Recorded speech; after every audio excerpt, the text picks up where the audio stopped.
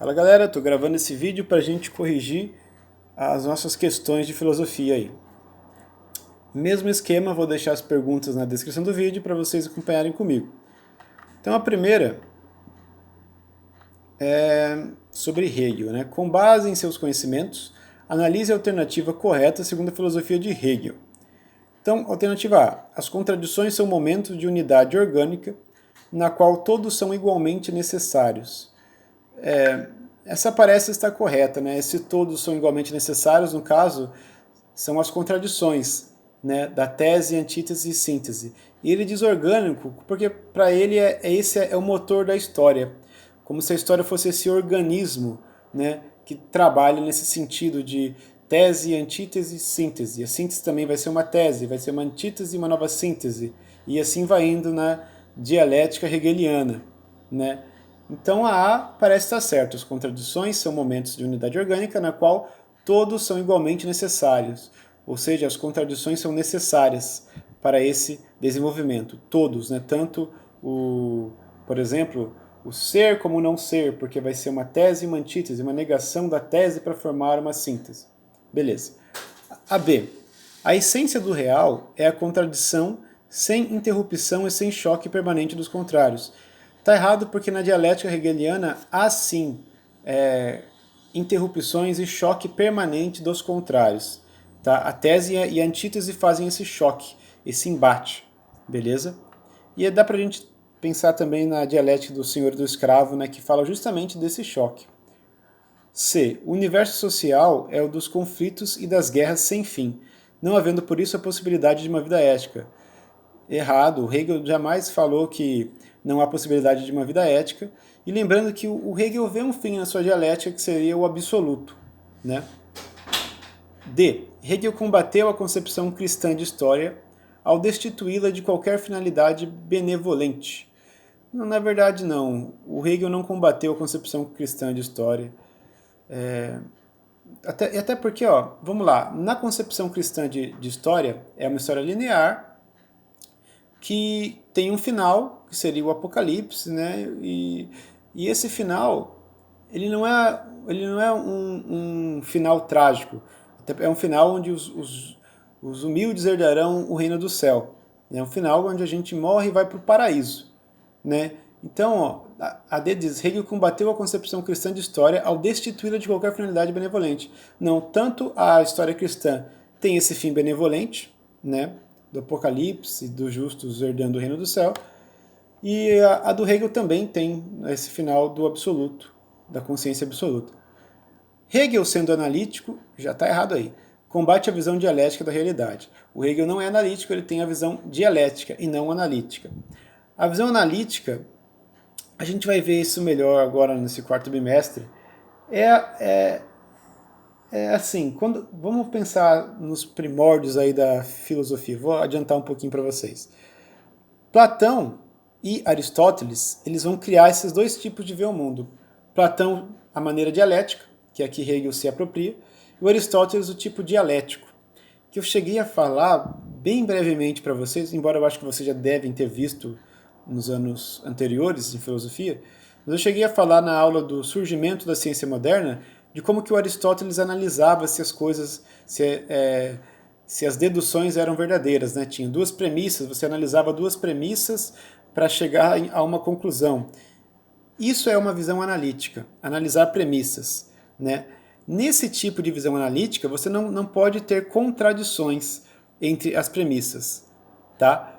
A dialética hegeliana, a dialética aceita contradições. É mais um lance de conversa, né? Como era a de Platão. Né? Tem a diferença, claro, da dialética de Platão e a de Hegel, mas tem essa ideia de conversa. No caso, em Platão, é em formato de diálogo, né? Eu quero saber o que é o amor, e eu vou debater com você em forma de diálogo, apresentar uma visão, você me rebate, e eu rebato até a gente chegando mais próximo de uma definição de amor. Né? Na dialética de Hegel, a dialética é a briga entre os contrários. Só que na de Hegel a gente sempre chega a uma síntese. Na de Platão, a síntese ela já não é dada como certa, tá? Vou esclarecer isso para vocês. Então a correta da 1 é a alternativa A. Vixe Maria, que eu falei muito para corrigir uma questão, né? Vamos lá. 2. Assim, foi da decomposição da escola hegeliana que brotou outra corrente, a única que tem dado verdadeiros frutos. E esta corrente está associada primordialmente ao nome de Marx, diz Engels. Então, claro que nessa frase dá para ver que o Engels está puxando sardinha para o Marx, até porque eles escrevem junto, né?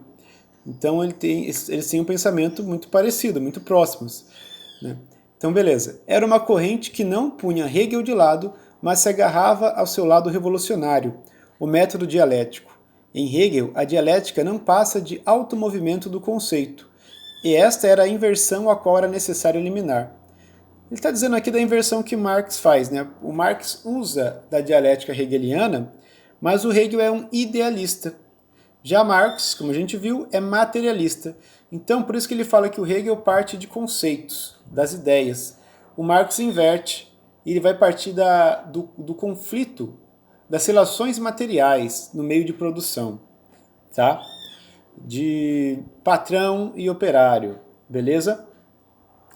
Sai do campo da ideia e coloca a dialética, ele inverte a dialética para o campo material. É isso que o Engels está dizendo. Então, a pergunta, portanto, para Marx era necessário, e assinar a alternativa correta. O que Marx julga necessário? A. Desenvolver uma concepção de mundo mais materialista que todas as anteriores. Bacana, bacana, a deve ser correta. Vamos ver outra. B. Desenvolver uma concepção mais idealista. Já descarta. C. Desenvolver uma concepção de homem mais materialista. Não é só de homem, tá? Então por isso que a A está mais correta do que a C, porque a A fala de concepção de mundo, a C de concepção de homem. Então a A está mais completa. D. Desenvolver uma concepção de mundo mais espontâneo. Não. E E. Desenvolver uma concepção de sociedade mais materialista para todos os homens. A correta é A, tá? É a visão de mundo, não é só a visão de homem. O Marx, quando ele faz a filosofia dele, ele não está pensando na construção do homem, na construção de um indivíduo. Ele está pensando na sociedade como um todo, tá? No mundo, na história do homem como um todo. Por isso que a correta é a A. Uma concepção de mundo mais materialista que todas as anteriores. A 3 é do Enem. Uma dica, eu já dei essa dica outras vezes, mas vamos lá, de novo. Sempre que tem textos, procure ver quem está dizendo. Por exemplo, na 2 a gente viu que é o Engels que disse. Só que a 2, para você saber que é o Engels, você tem que ler o texto. Na 3, ele já coloca embaixo do texto quem é o autor. E tá lá, que é o Schopenhauer. Então, sabendo que é o Schopenhauer que disse aquilo, você já vai ler a questão com um olhar mais schopenhaueriano, né? Digo isso porque vocês já devem ter percebido que os filósofos, cada um tem a sua linguagem própria, né? Pensa, né? Quando a gente fala em vontade para o Schopenhauer, é uma coisa totalmente diferente do que se a gente falar de vontade para Kant.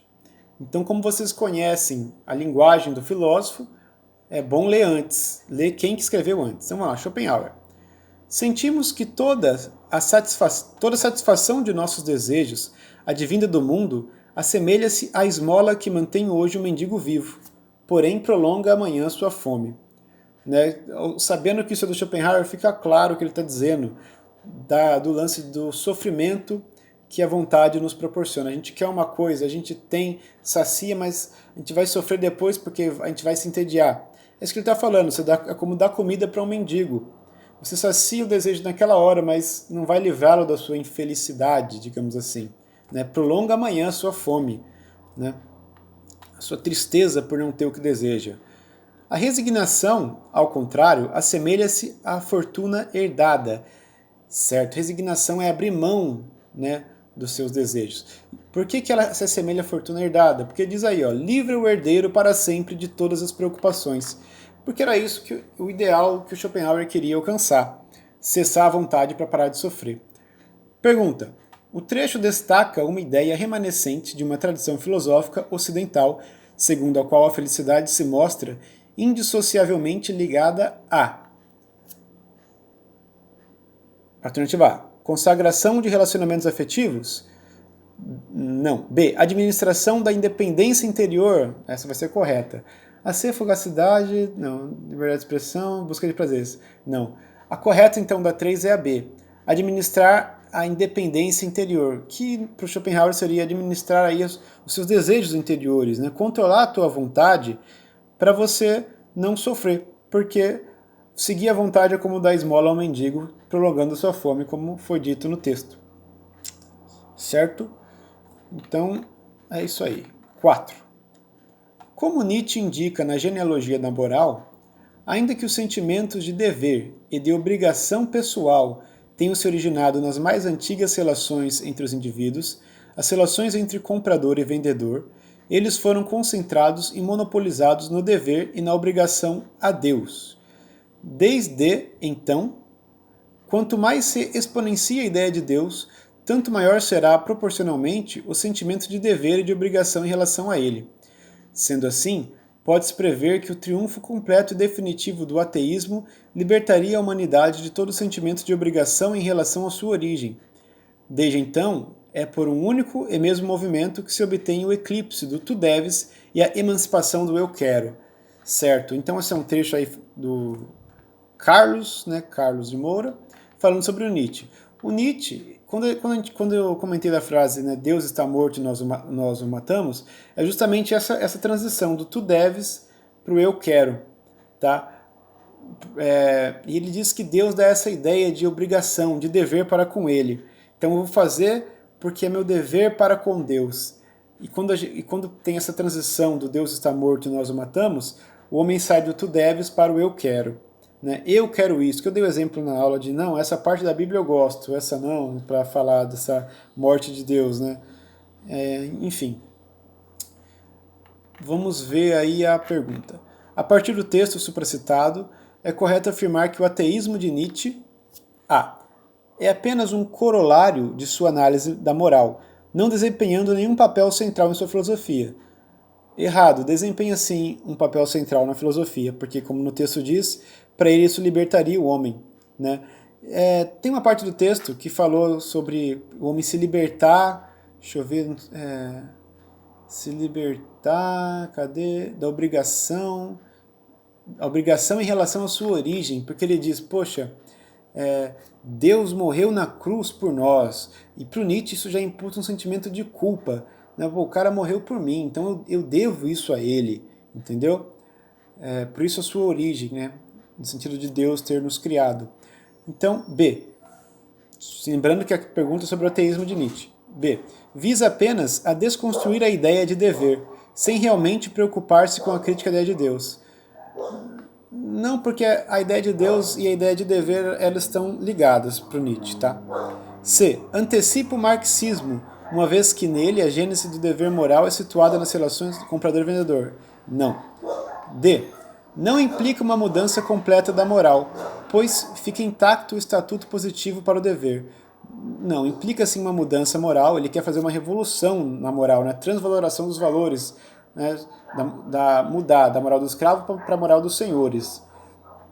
Deve ser a última correta, né? Vamos ver. E. Desempenha um papel estruturante em sua filosofia, uma vez que ele é um requisito para a emancipação da vontade. Exatamente. Para o Nietzsche, exatamente. A 4 então é a E. Tá? O ateísmo para o Nietzsche desempenha um papel estruturante em sua filosofia. É ele que liberta do dever ser, né? Neste caso, para com Deus. Então, última questão, a 5. Para pôr verdadeiro e falso, e é sobre os conceitos de dialética. Então vamos lá. Em Platão, o processo pelo qual a alma se eleva do nível das aparências sensíveis às realidades inteligíveis ou ideias. Essa é verdadeira, que é esse diálogo, né? Eu falei um pouco disso na 1, né? Que ele conversava. Eu quero saber o que é, que eu dei o exemplo do amor, vou seguir ele. O que é o amor? Aí tem um diálogo para a gente tentar subir no nível das ideias, que para o Platão a essência das coisas está no mundo das ideias, tá? Então sim, se eleva do nível das aparências. O mundo das aparências é o mundo sensível para o Platão.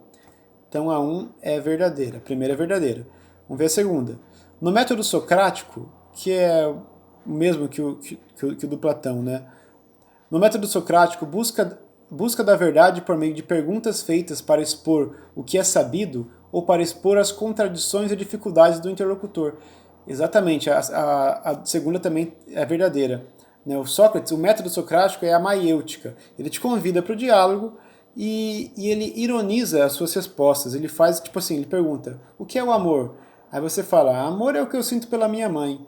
Aí o Sócrates retorna, não, mas isso não é amor, isso é um exemplo de amor. Eu perguntei o que é o amor. Ou seja, ele te rebate e você vê que você não sabe o que você achava que você sabia. E nesse diálogo vocês vão se aproximando do conceito do debate, se aproximando da essência do amor nesse caso. Então, a 1 e a 2 são verdadeiras. Terceiro, em Hegel, movimento racional ou raciocínio que nos permite ultrapassar uma contradição entre tese e antítese por meio da síntese. Exatamente, a dialética por Hegel é exatamente isso. Esse movimento que a gente ultrapassa a contradição, a gente supera a tese e a antítese, que são as duas contradições, a gente supera elas e vai para a síntese. Tá? E vamos ver a última. Para Marx, a dialética, né, que é o tema da questão, é uma orientação filosófica que considera que todo conhecimento humano tem origem exclusivamente na experiência humana. Ah, não, essa é falsa. O Marx não está falando de origem do conhecimento, não, tá? Isso aí de origem do conhecimento humano exclusivo na experiência é o empirismo, que a gente já estudou. Tá? Então a correta da última questão é a alternativa A. VVVF, todas são verdadeiras, exceto a última.